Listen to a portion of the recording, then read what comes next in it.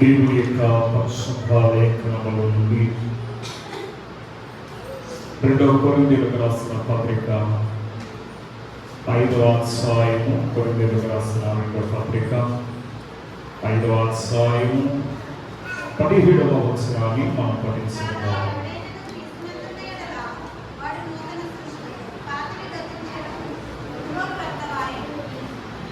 ప్రార్థన చేసుకుందాం.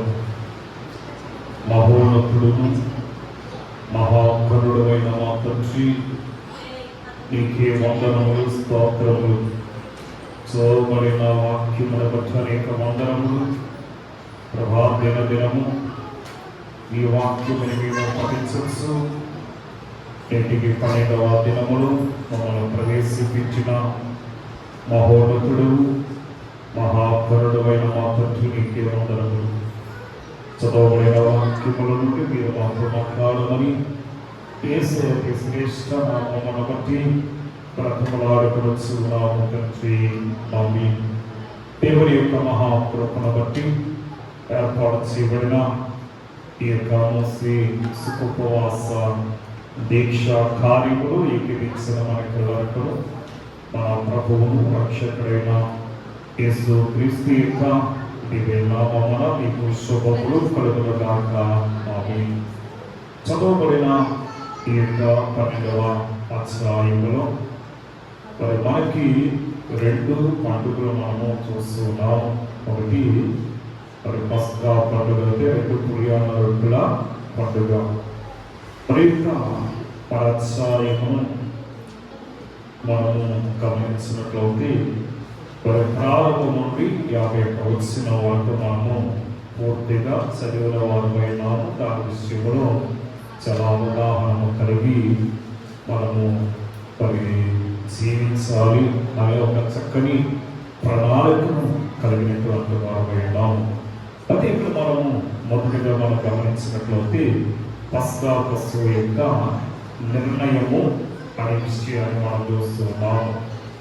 ఏమిటి యొక్క నిర్ణయము ఏమై ఉంది అంటే, ఈ నెల 10వ నాడు ప్రతి ఇంటికి ఒక గొర్రె పిల్లలను లేక మేక పిల్లలను తీసుకునవలను అనే మాటను మనము వాక్యములో బాగుగా ఎరిగిన వాడుతున్నాం.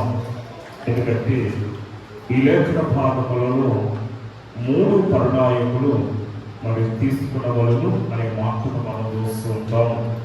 బహుశా మరి ఈ నిర్గమాకాండము 12వ అధ్యాయములో మరి 3వ వచనము, 4వ వచనము, 6వ వచనాలు కూడా మనం చూసి మరి 3వ వచనంలో ఉన్న విషయమే 4వ వచనంలోని, 4వ వచనంలో ఉన్నటువంటి విషయమే 6వ వచనంలో కూడా మనము మరి ఈ యొక్క మరి పస్కా పశువు యొక్క నిర్ణయమును మనం తీసుకునవలసిన వారిలో ఉన్నాము అనే విషయాన్ని మనకి వాక్యము చూపిస్తూ ఉంది.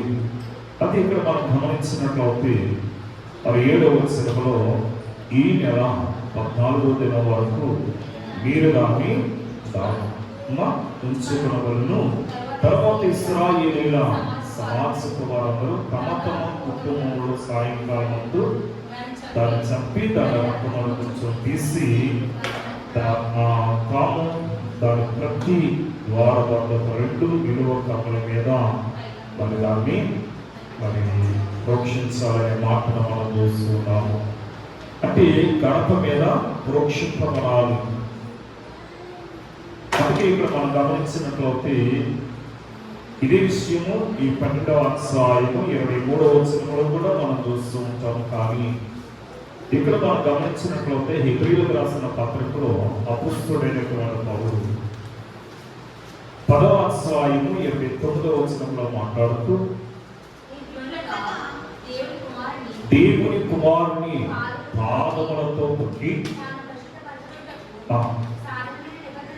నిబంధన రక్తమును అపవిత్రమైనదిగా ఎంచి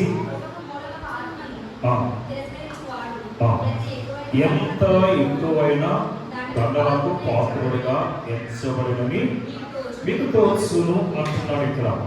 ఎందుకంటే మరి నిబంధన రక్తము దేవుని కుమారుని యొక్క మరి నిబంధన రక్తముల మనం చూస్తూ ఉన్నాం.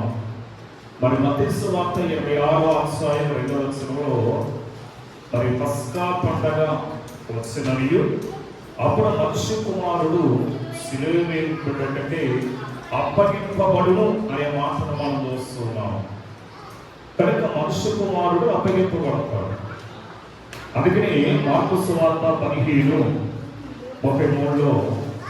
మధ్యాహ్నం మొదలుకుని 3 గంటల వరకు ఆ దేశమంతటను చీకటి కమ్మిన మాటను మనం చూస్తూ ఉంటాం. కనుక ఇలాగ మనం చూస్తూ ఉంటే మరి ఇక్కడ మనము గొర్రె పిల్ల యొక్క నిర్దోషమైనదై ఉండాలి అనే మాటను మనం చూస్తున్నాం. గొర్రె పిల్ల ఎలా ఉండాలంట? నిర్దోషమైనదై ఉండాలి. అనగా ఏడాది గొర్రె పిల్ల అయి ఉండాలి. అది విషయాన్ని మనం 12వ అధ్యాయం 6వ వచనంలో చూస్తాము. అది ఎలా ఉండాలంటే ముసలదై ఉండకూడదు, బలహీనమై ఉండకూడదు, బలహీనత ఉండకూడదు. అసలు దీని కొరకు మనం గమనించినట్లయితే ఎఫెసీయులకు రాసిన పత్రిక 4వ అధ్యాయం 11-12 వచనాలను మనం గమనిస్తే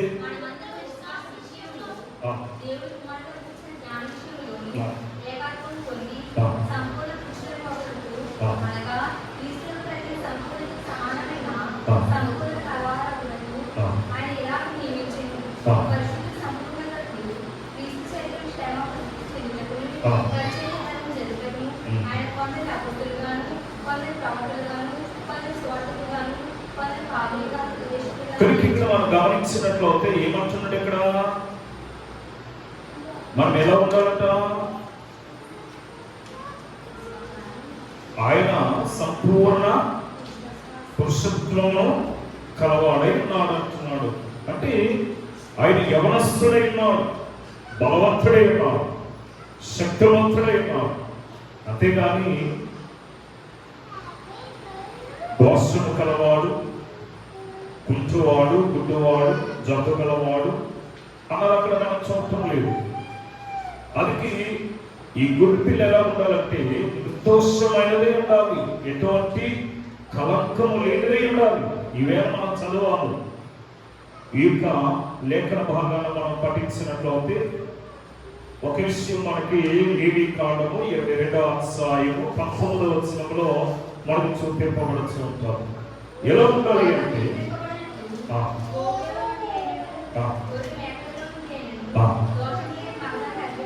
ఇటువంటి దోషము లేనిదై ఉండాలి. దోషము లేనిది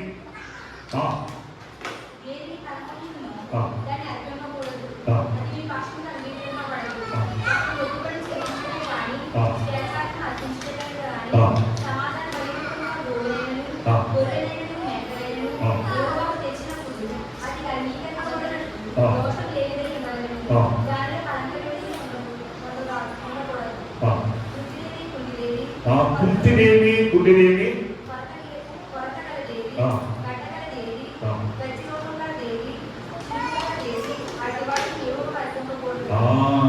మనం ఏమి సమర్పించుకుంటామంటే మనం ఏమి ఇస్తామంటే ఏమా అవసరం మనం అనుకుంటాం. ఏదో మన గుడ్లను పొదిగిస్తున్నాం. ఇవన్నీ కూడా పొదిగిన తర్వాత నీకొక కొడుకుని ఇస్తాను అనుకుంటున్నాం. ఒకసారి 21వ దినము అయిన తర్వాత అది పొదిగిన తర్వాత ఏమవుతుంది? పిల్లలు వస్తాయి. ఆ పిల్లలు ఎరిగి పెద్దలు అవుతాయి. అవి చక్కగా ఉన్నాయి. కొన్ని ఒకటి పుట్టినగా ఉంది, అన్నింటికి మంచి ధర వస్తుంది. ఏం చేస్తున్నామంటే మంచి గవర్నమెంట్లన్నింటిని కూడా మనము అమ్మేస్తాం. ఆ పుట్టి దాన్ని తీసుకొచ్చి దేవాలయంలో దేవునికి ఇస్తాం. ఏమో మనం అన్నాం కదా, ఏమని? దేవునికి ఇవ్వాలి. అందుకని మనం దేని?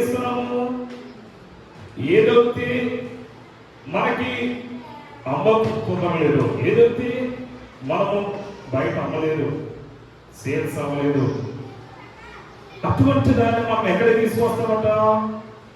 దేవాలయానికి తీసుకొస్తాం కదా. చూడండి, ఈనాడు చాలా మందిని మనం చూస్తున్నాము. ఇటువంటి వారు ఎక్కువైపోయారు. మనం కుంటివి గుడ్డివి తీసుకొస్తారంట. వాక్యం అంటుంది కదా, ఏం తీసుకురాకూడదంట? కుంటిదైనను గుడ్డిదైనను జబ్బుదైనను అటువంటిది ఏది కూడా దేవుడికి తీసుకురాకూడదంట. ఆదివారం వచ్చిందంటే మనకి ఏదోకి మారదు. ఆ నోట్లో కూడా మనకి ఎక్కడికి వస్తాయంటే దేవాలయంలోకి వస్తుంది. దానికి భద్రంగా తీసుకొచ్చి ఇస్తాం మనం. ఎవరు చూస్తున్నారు? ఇవన్నీ దేవుడు చూస్తున్నాడు. వాక్యం చెప్తుంది ఎలా ఉండాలని. మనము దేవుని కల్పించి అర్పణ ఎలా ఉండాలంట? ఏమ్మా, ఎలా కల్పించాలంటున్నాడు ఇక్కడ? నిర్దోషమైనది ఉండాలి, దోషము లేనిదే ఉండాలి. అర్పణ కూడా అలాగే ఉండాలి. వాటిని ఆ గొర్రె పిల్లను మనం ఏం చేయాలంటే పరీక్షించాలి. ఆ గొర్రె పిల్లలు మనం ఏం చేయాలి? పరీక్షించాలి. ఎన్ని దినాలు పరీక్షిస్తాం? 14వ వచనం అనుకుంటాం.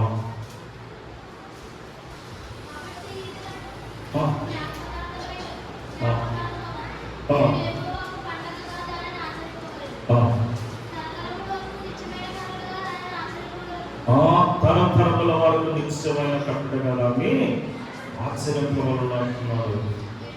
కనుక ఇక్కడ మరి 10వ దినం మొదలుకుని 14వ దినం వరకు గొర్రెపిల్ల యొక్క పరీక్ష దినాలుగా దాన్ని మనం చూడాలంటున్నాడు. ఈ ప్రారంభ 3 నుండి 7 వచనాల వరకు లెక్కనాకాండము 12వ అధ్యాయము 3 నుండి 7 వరకు దాన్ని మనము ఏం చేయాలి అంటే మరి 10వ దినం మొదలు 14వ దినం వరకు గొర్రె పిల్ల వారి యొక్క ఉంచబడాలి. ఎందుకు ఉంచబడాలంటే అది ఏమైనా బలహీనమైందా, లేకపోతే అది జబ్బు పడుందా, లేకపోతే అది మేత తింటాలేదా, నీరు త్రాగటం లేదా, దాని పరిస్థితి ఎలా ఉంది అని దాన్ని మనం ఏం చేయాలట? పరీక్షించాలట. అది మేత సరిగ్గా తింటుందో లేదో, సరిగ్గా నీరు త్రాగుతుందో లేదో, ఏ దోషము కనబడిన ఎలా అది ఏం చేయాలట? బలిష్టమైనదై ఉందని తెలియజేస్తారట. యేసు ప్రభు కూడా పరీక్షింపబడ్డాడు. అవునా కదా? పిలాతు చేతిలో పరీక్షింపబడ్డాడు, హెరోదు మహారాజు చేతిలో పరీక్షింపబడ్డాడు, మహాసభ వారి ఎదుట ఆయన పరీక్షింపబడ్డాడు, శతాధిపతి చేత ఆయన పరీక్షింపబడ్డాడు. అవునా కదా? మత్తయి సువార్త 26వ అధ్యాయం చూడండి, అక్కడ ఏమనుంది? 59వ వచనం.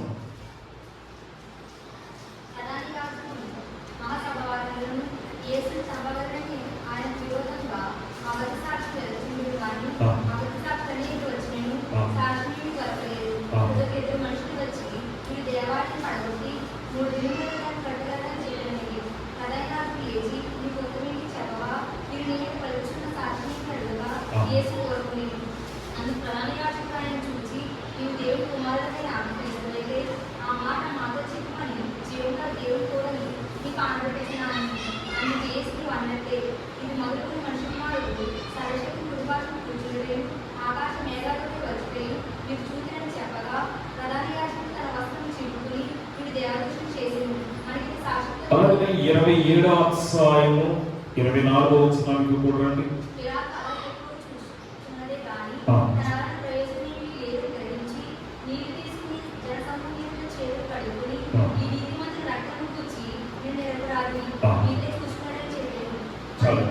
ఇక్కడ మనము ఇది ఏమై ఉన్నాడట? నిరపరాధైనాడు. ఈయన నిర్దోషి అయినటువంటి గొర్రెపిల్లగా మనం చూస్తూ ఉంటాము. ఎబ్రేయులకు రాసిన పత్రిక 9:14 కూడా. ఎందుకంటే మనం పరీక్షింపబడాలి, మాటలో పరీక్షింపబడాలి, ప్రవర్తనలో పరీక్షింపబడాలి, మన యొక్క నడవడికలో పరీక్షింపబడాలి. ఇదినాలో చాలా మందిని మనము మరి విద్యార్థులైన వారు ఏ కార్యములకైనా సరే, స్కూల్లో ప్రవేశించాలన్నా, ఉద్యోగ రీతిగా వారు సెలెక్ట్ అవ్వాలన్నా వారు ఏం చేస్తున్నారు? టెస్టులు పెడుతున్నారు, పరీక్ష పెడుతున్నారు. అందులో మనం సెలెక్ట్ అవ్వాలి. ఇక్కడ కూడా యేసు క్రీస్తును కూడా అనేక విధాలుగా, అనేక రీతిగా ఆయన పరిశోధన చేశారు, పరీక్షించారు.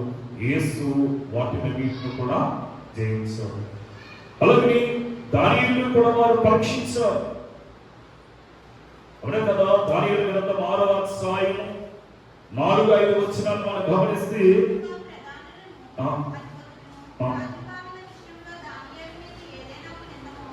దానియేలు మీద ఏదైనా ఒక నింద మోపవలనని చూడండి, పరీక్షించాలి. ఏదో ఒక నింద వేయాలనుకున్నారట, కానీ ఏ నింద కూడా దొరకలేదట.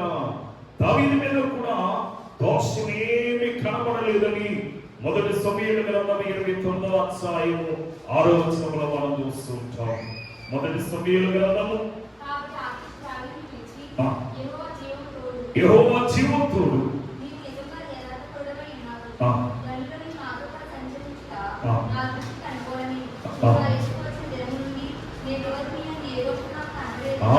ఏ దోషము కూడా నాకు కనబడలేదని దావీదు విషయంలోని కూడా సాక్షి ఇచ్చినట్లుగా మనం చూస్తున్నాము.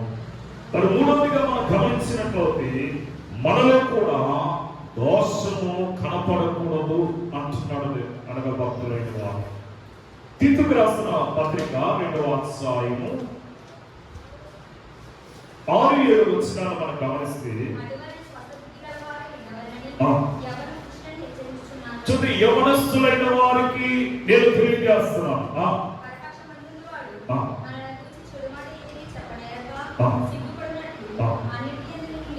అన్నిటి యందు నీకు నీవే మాదిరిగా కనపరుచుకోవాలట. మనకు మనము మన ప్రవర్తనను దిద్దుకోవాలి. యవనస్తులారా, యవన స్త్రీలారా, మీకు మీరే ఏం చేయాలట? మన నడకలు దిద్దుకోవాలి, మన ప్రవర్తన దిద్దుకోవాలి, మన పరిస్థితులను దిద్దుకోవాలి. మనలో ఏ దోషము లేదు అన్నట్టుగా మనం ఉండాలి. అందుకే తిమోతి గారు కూడా 2వ తిమోతికి రాసిన పత్రిక 5వ అధ్యాయం 14వ వచనంలో మాట్లాడుతూ,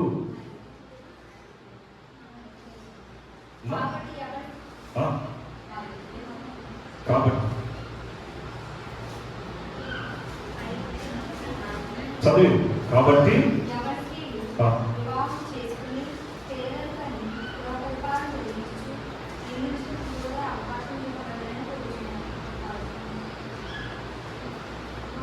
ఎక్కడికి మనం ఎలా ఉండగలట? మనలో ఎటువంటి దోషము లేనటువంటి వాడిగా మనము కనపడాలి. అందుకే ఈ గొర్రె పిల్ల మరణము వలన కలిగిన ఫలితాలు మనం గమనిస్తే, గొర్రె పిల్ల మరణము వల్ల కలిగిన ఫలితాలు ఏమిటి? ఈ గొర్రె పిల్ల వల్ల మనకు కలిగినటువంటి ఫలితం ఏమిటి అంటే,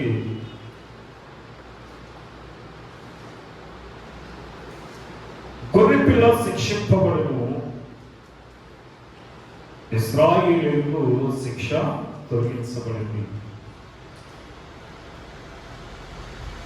ఐగుప్తీయులకు మీదకు మాత్రమే శిక్ష వచ్చిందట. అందుకని రోమీయులకు రాసిన పత్రికలో అపొస్తలుడైన పౌలు మాట్లాడుతూ 8వ అధ్యాయం 3-4 వచనములలో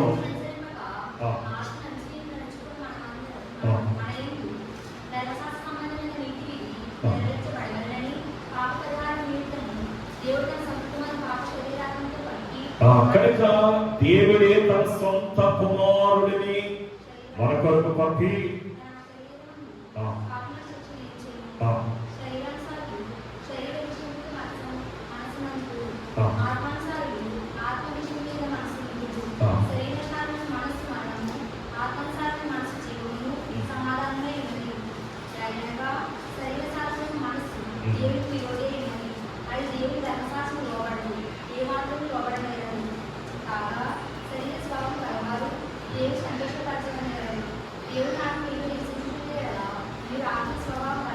కనుక మనం ఆత్మ స్వభావం గలవారిని కాని శరీర స్వభావము గలవారు కాదు. క్రీస్తు మన కొరకు శిక్షింపబడ్డాడు కనుక క్రీస్తునందున్న వారికి ఏ శిక్ష విధి ఉండవిక. అందుకని మనము మరి ఆత్మానుసారంగా జీవించేవారమై ఉండాలి. ఆత్మానుసారంగా జీవించేవారమై ఉండాలి. ఎందుకంటే ఐగుప్తీయుల యొక్క ప్రథమ సంతతి అందరూ మరణించారు. అందరూ కూడా అందుకని తిరగడవిస్తులు దాసి వరకు ఉంది. ఐగుప్తి దేశపు రాజు సింహాసనం మీద కూర్చున్న రాజు యొక్క తొలిపిల్ల మొదలుకుని దాసి యొక్క తొలిపిల్ల వరకు ఉన్న కదా. ఇవాళ మనం చదువు 12వ అధ్యాయము 29-30 వచనాల్లో పైకి ఇక్కడ మనం గమనించినట్లయితే మరి ఐగుప్తీయుల మీద పడవలసిన మరణము గొర్రె పిల్ల మీద ఏమో ఇశ్రాయేలు మీద పడవలసిన మరణము గొర్రె పిల్ల మీద పడింది. కనుక ఇశ్రాయేలుకి మరణం తొలగిపోయింది. కనుక 7వ వచనంలో ఏమనుంది?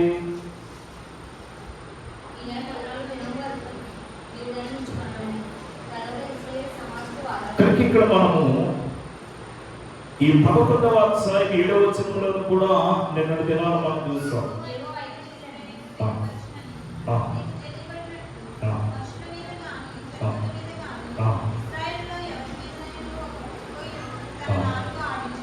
ఒక కుక్క కూడా తనాలుగా ఆడించదట. అది క్రీస్తు మన కొరకు ఏం చేయబడ్డాడంటే మరణించాడు. లేక మరి యొక్క క్రీస్తునందున్న వారికి ఏమి లేదంటే రెండవ మరణము లేదు. క్రీస్తునందున్న వారికి రెండవ మరణము లేదు. ఇక అందుకని ఆయన మరణమును కొట్టివేస్తాడు. ప్రకటన గ్రంథంలో ఉంటుందన్నమాట. 2వ అధ్యాయం 11వ వచనంలో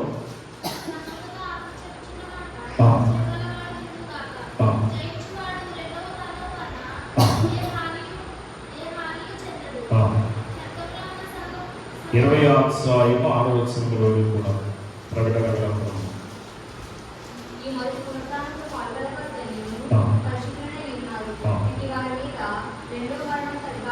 ఇక వారి మీద రెండవ మరణము ఎటువంటి అధికారము లేదంటారు. ఎందుకంటే మరి క్రీస్తునందున్న వారికి రెండవ మరణము లేదనే మాటను ఈ యొక్క పరమార్థ జ్ఞానం అయినటువంటి యోహాను గారు తెలియజేస్తున్నారు. కనుక గొర్రె పిల్ల మరణము ఇశ్రాయేలుకి ఏమిచ్చిందట? జీవమిచ్చింది. గొర్రె పిల్ల యొక్క మరణము ఇశ్రాయేలుకి జీవమునిచ్చింది. అపొస్తలుడైన పౌలు అంటాడు, మొదటి తెస్సలోనికి రాసిన పత్రిక 5వ అధ్యాయము 10వ వచనాన్ని చూస్తే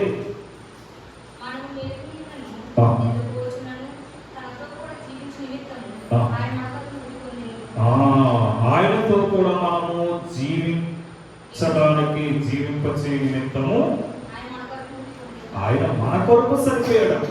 ఎవరు? క్రీస్తు.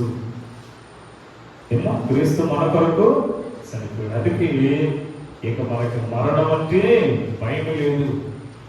మరణాలను చూసి మనం భయపడవలసిన అవసరత మనకి లేదు. ఎందుకని?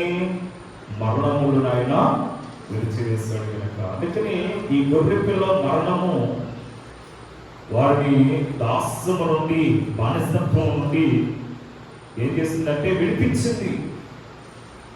అదే ఆదికాండం 15వ అధ్యాయం 13వ వచనంలో మనకు చూపిస్తాడు. తమ సమ్మతి కాని పరదేశమునందు నివసించి ఆ దేశపు వారికి ఎలా ఉంటారట? దాసులుగా ఉంటారట. వారు 400 ఏళ్ళు ఏం చేస్తారట? వీరిని శ్రమ పెడతారు, శ్రమల పాలు చేస్తారట. ఇప్పుడు పెట్టారా లేదా? పెట్టారు వారిని. కనుక ఇక ఆ దాస్తము నుండి ఆయన విడుదల చేసి మనల్ని విమోచించినట్లుగా క్రీస్తు కూడా మరి క్రీస్తు మనలను కూడా దాస్తము నుండి ఏం చేశాడట? విడిపించాడు. ఆనాడు దేవుడు మోషే ద్వారా ఇశ్రాయేలీయులను ఐగుప్తి బానిసత్వం నుండి ఎలాగైతే విమోచించాడో, ఈనాడు ఈ లోకమని పాపపు బానిసత్వం నుండి తన ప్రియకుమారుడైనటువంటి యేసు క్రీస్తు ద్వారా మనల్ని ఏం చేస్తున్నాడట?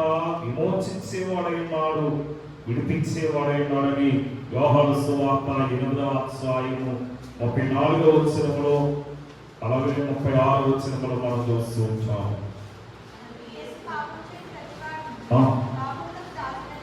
పాపం చేసిన వాడు పాపం మనకేమై ఉంటాడు? దాసుడై ఉంటాడు. మరి మనం పాపం చేస్తామా? మనం పాపం చేయలేదు. ఎందుకని?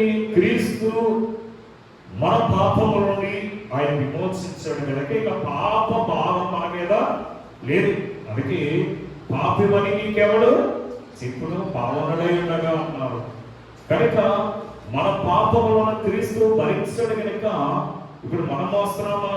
మనం వైద్యం లేదు. అందుకని గొర్రె పిల్ల మరణించినప్పుడట ఐగుప్తి దేవతలకైనా తీర్పు తీర్చినట్లుగా మనం చూస్తున్నాం.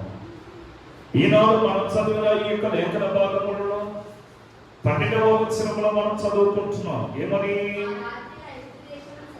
ఆ రాత్రి నేను ఐగుప్తి దేశమందు సంచరించి ఐగుప్తి దేశమందరి మనుషులు గాని జంతువులోనే గాని కొన్ని సంతతంతయు పాపము చేసి ఐగుప్తి దేవతలకందరికి తీర్పు తీర్చేదని అంటున్నాడు.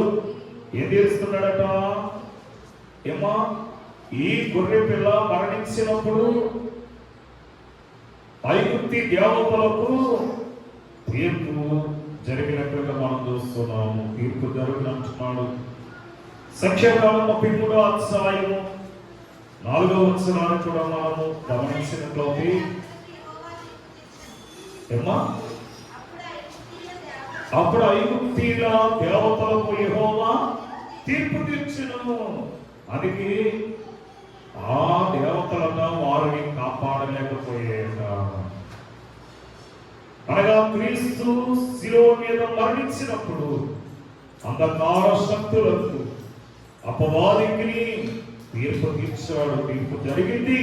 కానీ అపోస్తలుడైనటువంటి పౌలు కొలస్సీయులకు రాసిన పత్రిక 2వ అధ్యాయములో 13వ వచనములో మాట్లాడుతూ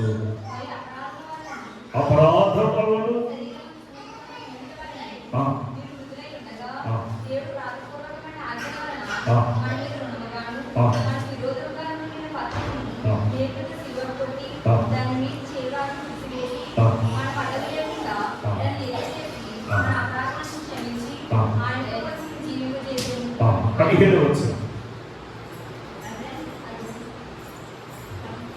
రాసుకోండి. 2వ అధ్యాయము కొలస్సీయులకు రాసిన పత్రిక 2వ అధ్యాయము 13 నుండి 17 వరకు. అలాగే యోహాను సువార్త 16వ అధ్యాయము 9 నుండి 11 వరకు.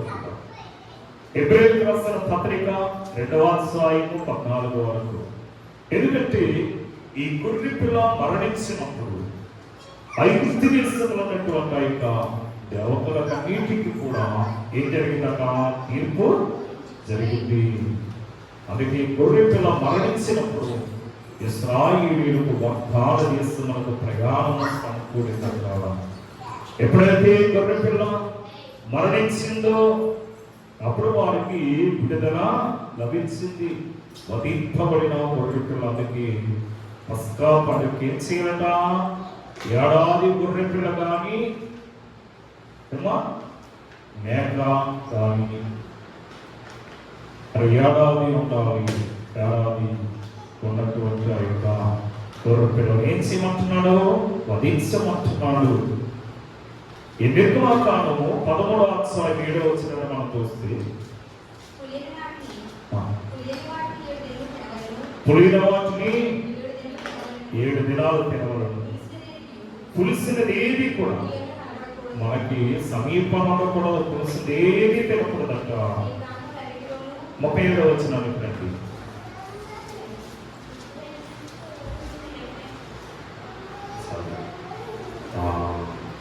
హెబ్రీయులకు రాసిన పత్రిక 18వ అధ్యాయం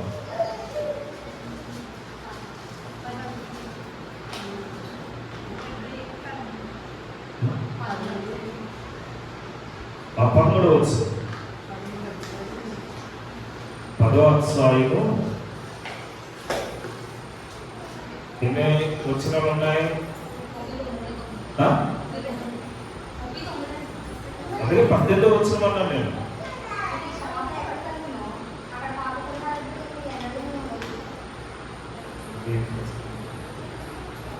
చదువు.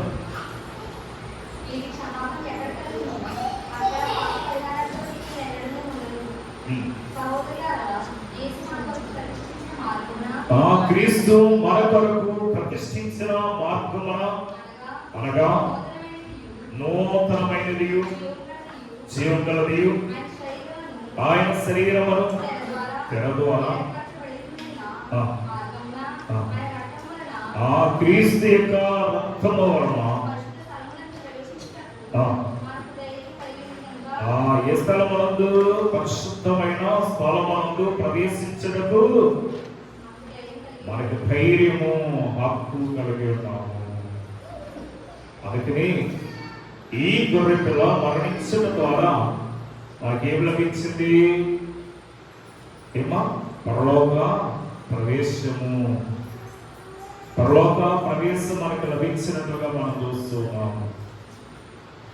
అందుకని వాసిని ఎలాగో తినాలి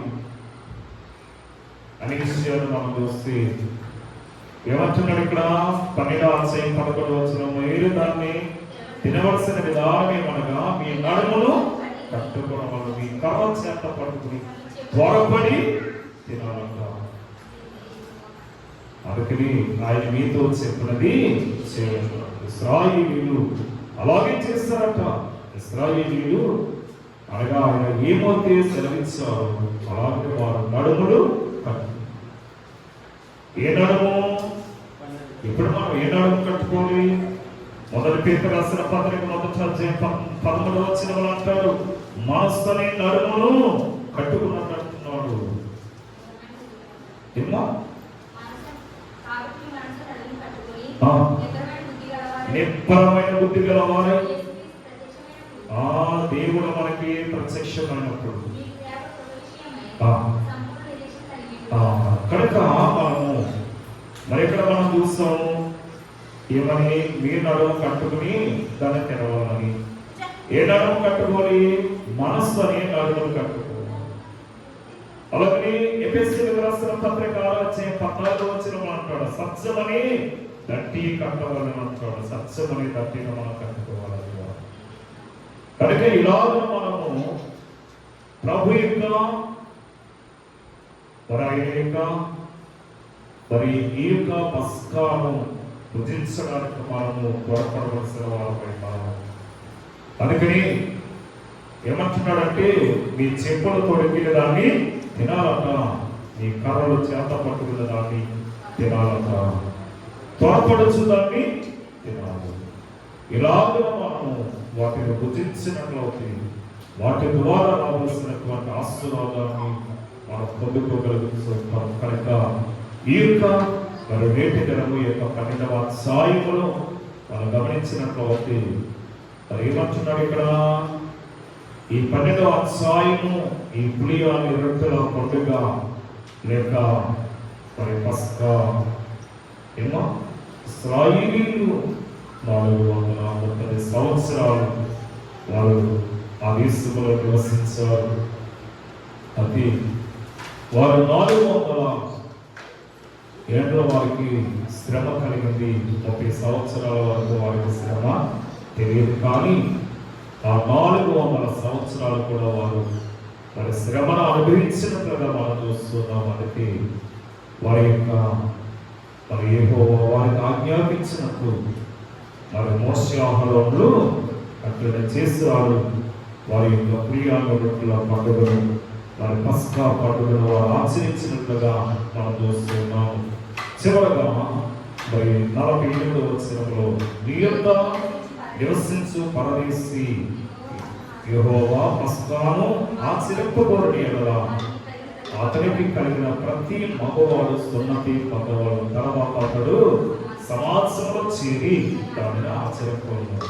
అటువాడు మీ దేశంలో పుట్టిన వాడితో సమానుడును. సున్నతి పొందిన వాడు దానిని తినకూడదు. అన్యుడైన వాడు దాన్ని తినకూడదు. కొంచెం చాలా మంది ప్రభు సంస్కారపు విందు మరి వారు అజ్ఞాన స్థితిలో పుచ్చుకుంటూ ఉంటారు. అసలు మీరు కూడా మీ పిల్లలకి తెలిసి తెలియని రీతిలో మీరు కూర్చోబెడుతూ ఉంటారు. వాక్యం అంటుంది, మీరు బాగుగా చదవండి. 12వ అధ్యాయము 48వ వచనంలో మనకి చాలా క్షోభగా చూపిస్తున్నాడు. అనగా ఇది దేవుని యొక్క యెహోవా పస్కాను ఆచరింపగోరని అంటున్నాడు. కనుక ఆ పస్కా పండుగే మనకి సాదృశ్యముగా ప్రభు సంస్కారపు విందు.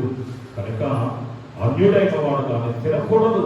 అంటే ప్రభు నామమున క్రీస్తు నామము అనగా బాప్తిసం పొందడం ద్వారా వారు తినే అర్హత కలిగిన వారు. 43వ వచనంలో అంటాడు, 43వ వచనంలో మనం చూస్తే అక్కడ అంటున్నాడు, మరియు యెహోవా మోషే అహరోనుతో ఇట్లనెను, ఇది పస్కా పండుగకు వచ్చిన కట్టడ. ఎందుకంటే కొన్ని కట్టడాలు ఉంటాయి, కొన్ని నియమాలు ఉంటాయి, కొన్ని నిబంధనలు ఉంటాయి. అన్యుడైన వాడు దాన్ని తినకూడదు. కానీ వీటిలో కనబడ్డ దాసుడు సున్నతి పొందిన వాడికి దాన్ని తినవచ్చు. కనుక మనము దీని విషయంలో చాలా జాగ్రత్తగా ఉన్నాము. దైవక్షణుడు దేవరాశ్రయంగా అన్నారు. బాప్తిసం తీసుకున్న తర్వాత పాపశుద్ధీకరణ మరి పొందిన తర్వాతనే మనము ప్రభు సంస్కార విధిలో మనం ఎక్కించాలి అని మరి పెద్దలైన వారు చెప్పగా మనం వినిన వారమై ఉన్నాము. అందుకే మొదటి కొరింథీయులకు రాసిన పత్రిక